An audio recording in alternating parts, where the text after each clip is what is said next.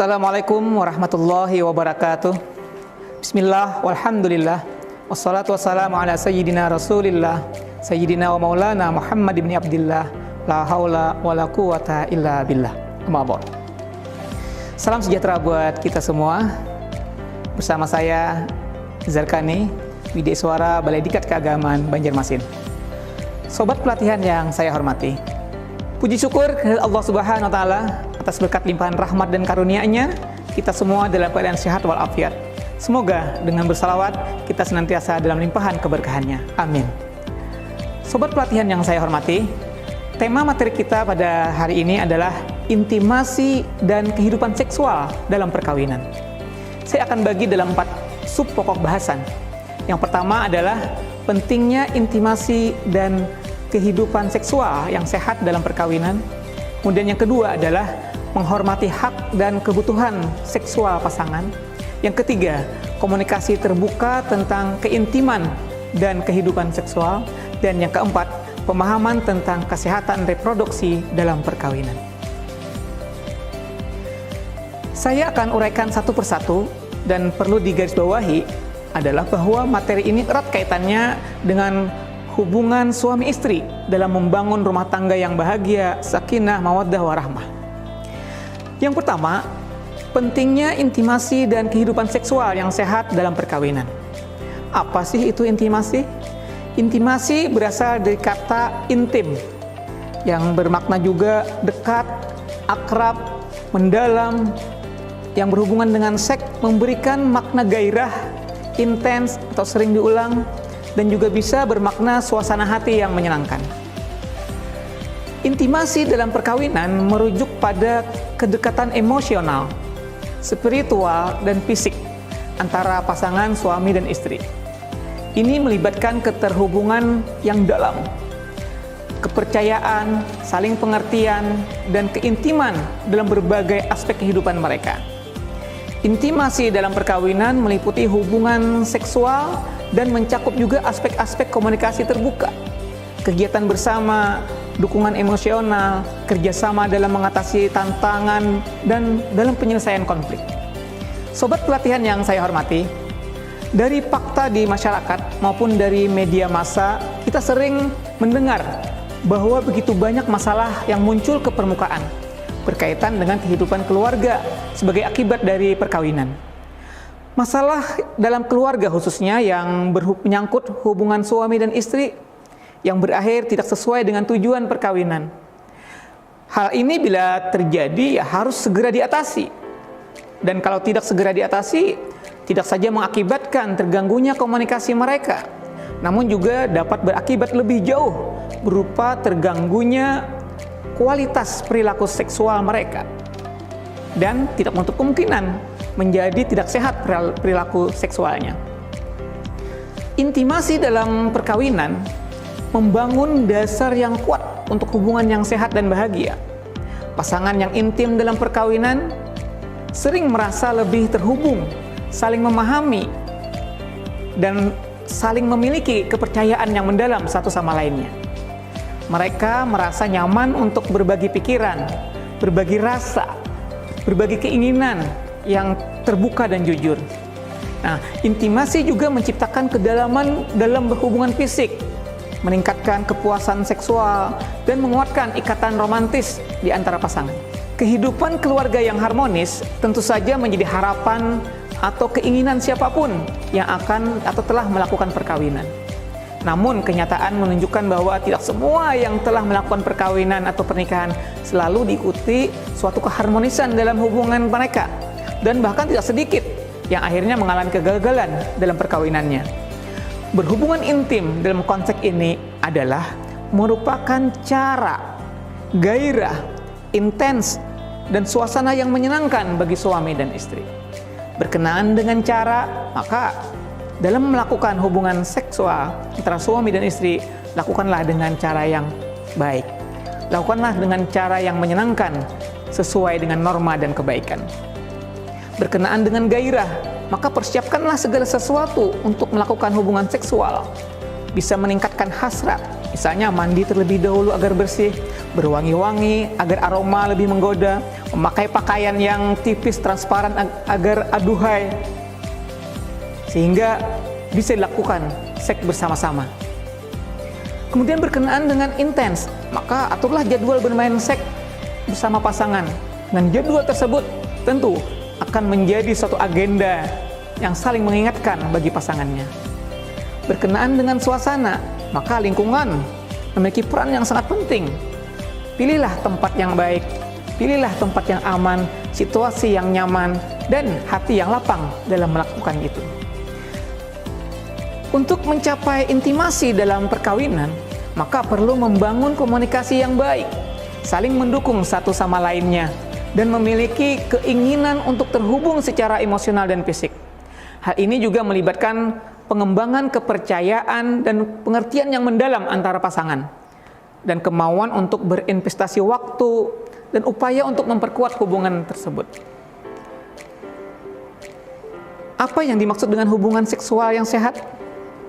Organisasi Kesehatan Dunia (WHO) menyebutkan bahwa kehidupan seksual yang sehat membuat seseorang memiliki pengalaman seksual yang menyenangkan, aman, bebas dari paksaan, diskriminasi, dan kekerasan. Para ahli atau pakar kesehatan menjelaskan ada beberapa manfaat intimasi dalam melakukan seks atau melakukan hubungan suami dan istri. Manfaat tersebut antara lain adalah memperkuat imun tubuh, membakar kalori dalam tubuh, menjaga kesehatan jantung, memberikan rasa bahagia, mempererat hubungan dengan pasangan, membantu mengontrol kandung kemih sebagai suatu kesehatan badan, menurunkan tekanan darah, meredam nyeri, menurunkan risiko kanker prostat, dan juga tentunya meningkatkan kualitas tidur bagi pasangan. Sobat pelatihan yang saya hormati, kemudian yang kedua, menghormati hak dan kebutuhan pasangan. Hubungan suami istri yang harmonis merupakan dambaan setiap pasangan. Keharmonisan itu komponen-komponennya ada beberapa macam. Saling mencintai, saling ketergantungan secara emosional, adanya pemahaman yang simpatik, adanya kesesuaian temperamental, saling melengkapi dan saling menutup kekurangan yang ada, dan adanya saling ketergantungan peranan. Sebagai suami, selayaknya memerankan diri sebagai seks partner yang setia bagi istrinya, yang membatasi dirinya dalam memuaskan pasangannya. Sehingga suami yang bijaksana mengerti apa artinya cinta itu, yaitu bukan saja minta dicintai, tapi juga mampu mencintai yang sangat dibutuhkan oleh sang istri. Istri pun juga demikian, memerankan diri sebagai seks partner bagi suaminya atas dasar cinta. Suami dan istri layaknya saling mencintai sesuai dengan rumus cinta, memberi dan menerima, give and receive, bukan memberi dan meminta, give and take. Suami harus memberi kepada istrinya, tapi juga menerima dari istrinya tanpa meminta. Istri pun juga demikian, istri harus memberi kepada suaminya, tapi juga menerima dari suaminya tanpa meminta. Keluarga harmonis bisa terwujud dalam suasana tentram bila dilandasi dengan perasaan cinta dan kasih sayang. Sobat pelatihan yang saya hormati, yang ketiga, komunikasi terbuka tentang keintiman dan kehidupan seksual. Perkawinan tidak akan terelakkan dari konflik. Tak mungkin dua orang yang hidup bersama dari tahun ke tahun tanpa pertengkaran. Pertengkaran yang berlarut-larut, apalagi disertai dengan tindak kekerasan fisik, dapat juga berakibat masing-masing pihak menemukan dirinya berada dalam komunikasi yang tidak baik. Hubungan yang tidak baik akan menjadikan komunikasi tertutup, hingga akan terjadi ketidakpercayaan, terjadilah perselingkuhan dan lain-lain, yang kemungkinan perceraian yang akan ditemui dalam kehidupan berumah tangga yang gagal. Oleh karena itu, maka komunikasi terbuka dalam hal keintiman hubungan suami dan istri pada kehidupan seksual menjadi landasan yang sangat kuat dalam menunjang keutuhan dan keharmonisan berumah tangga. Sobat pelatihan yang saya hormati, ada beberapa tips untuk meraih hubungan seks yang berkualitas dalam perkawinan. Tolak ukur kepuasan seksual antara suami dan istri yang berbeda. Pria tuh cenderung bisa mendapatkan kepuasan seksual dari hubungan badan saja. Tapi wanita membutuhkan jalinan emosional selama berhubungan intim untuk mendapatkan kepuasan itu.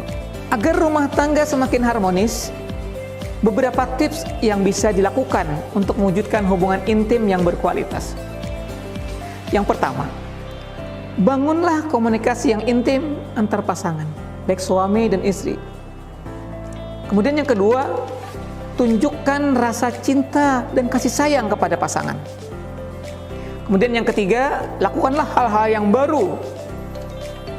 Kemudian yang keempat, quick sex atau buatlah penjadwalan dalam berhubungan suami dan istri. Kemudian yang kelima, nikmatilah hubungan seks tersebut dan berikanlah reward, penghargaan setelah melaksanakan itu.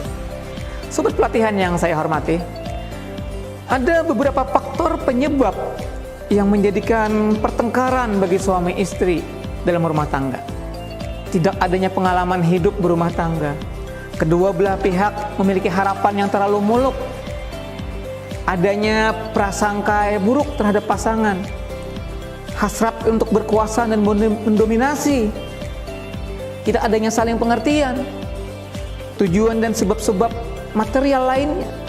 Bahkan tutur kata yang buruk sampai kepada hilangnya kemesraan. Itu faktor-faktor penyebab pertengkaran bagi suami istri dan keluarga. Sobat pelatihan yang saya hormati, tipe psikologis suami dan istri yang dapat mengancam keharmonisan hubungan ada beberapa macam, baik itu suami maupun istri. Yang pertama, tipe santipte. Apa itu santipte? Itu yang terus-menerus ingin berkuasa.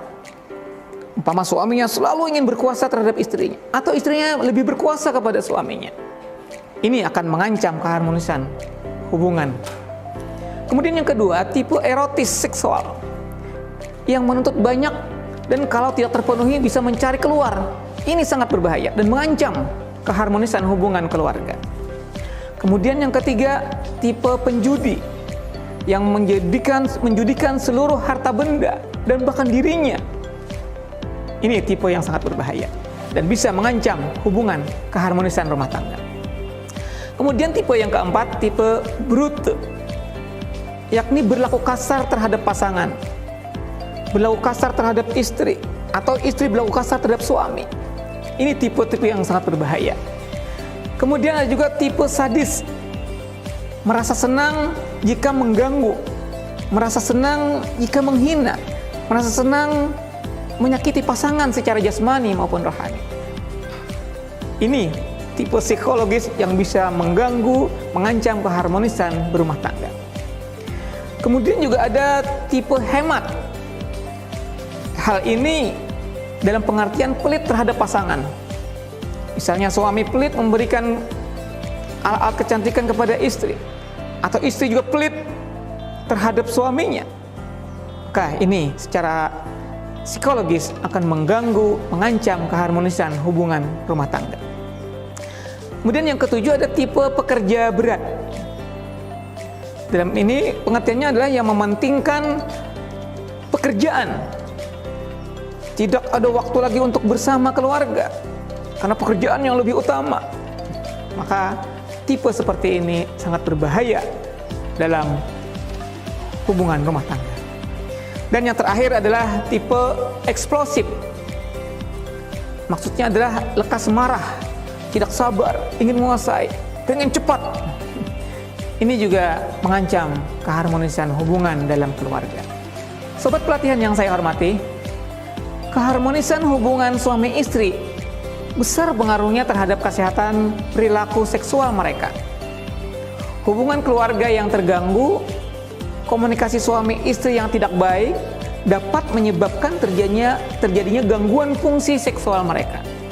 Maka dari itu, komunikasi terbuka dalam keintiman hubungan suami istri pada kehidupan seksual menjadi landasan yang sangat kuat dalam menunjang keutuhan dan keharmonisan berumah tangga. Sobat pelatihan yang saya hormati, yang keempat, pemahaman tentang kesehatan reproduksi dalam perkawinan. Kesehatan reproduksi itu adalah keadaan sehat secara menyeluruh. Secara menyeluruh terhadap fungsi reproduksi yang normal. Seseorang yang dengan reproduksi yang sehat bukan hanya kondisi bebas dari penyakit, tetapi juga kehidupan seksual yang menyenangkan. Jika dilihat dari persiapan pernikahan, maka pemeriksaan kesehatan reproduksi hanya sebagian dari yang dibutuhkan untuk mempersiapkan suatu pernikahan yang sehat. Pemeriksaan kesehatan pranikah lebih untuk mempersiapkan menghasilkan keturunan yang sehat dan sejahtera. Juga untuk menciptakan hubungan pernikahan yang aman, bebas dari infeksi yang mungkin dibawa oleh pasangan, dan tentunya menjaga keharmonisan dalam berumah tangga. Sobat pelatihan yang saya hormati, dengan berhubungan seksual, intimasi, dan kualitas hubungan antara pasangan suami dan istri dapat meningkat. Apalagi jika dilakukan dengan cara yang berkualitas, sesuai dengan porsinya. Hal ini tentunya bisa memberikan efek positif bagi mahligai rumah tangga. Demikian yang dapat saya sampaikan, mudah-mudahan bermanfaat bagi kita semua. Terima kasih atas perhatian dan mohon maaf atas segala kekurangan.